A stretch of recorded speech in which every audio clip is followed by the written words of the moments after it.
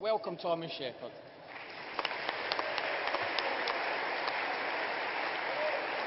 Thank you, Chair. Thank you, Conference. Let's just recap and understand why we are having the debate on the Scotland Bill.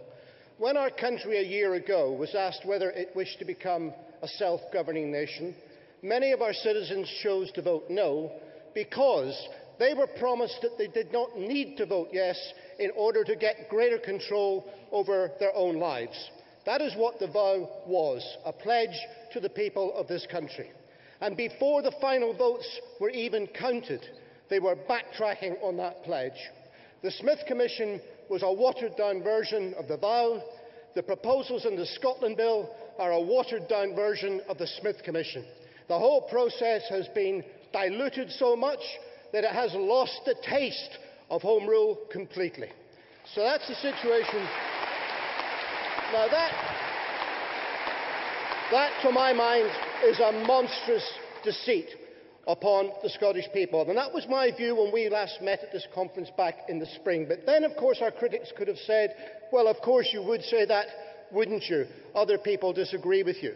Well, do you know what we did? We did what any democratic organisation does. We went and we consulted the people whose lives would be affected by these proposals. And we asked them at the general election, did they agree with us that these proposals were woefully inadequate for the needs of governance in this country? And in their overwhelming majority, they agreed with us and they gave us a mandate to argue that case. So David Cameron and David Mundell don't just have a conflict with the Scottish National Party, they have a conflict with the people of Scotland. Now, we will go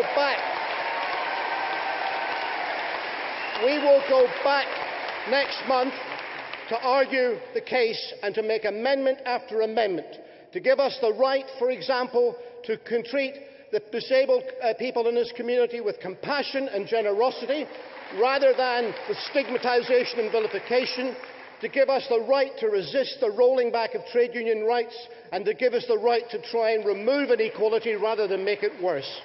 And we may fail, but I say this to David Cameron, that if we get the situation as we've had over these long months, where we win the arguments and they can't meet us in the chamber and then they drag them out of the bars and clubs to come and vote from the shires and the home counties against the people of Scotland, they will rue the day that they do that. Because every time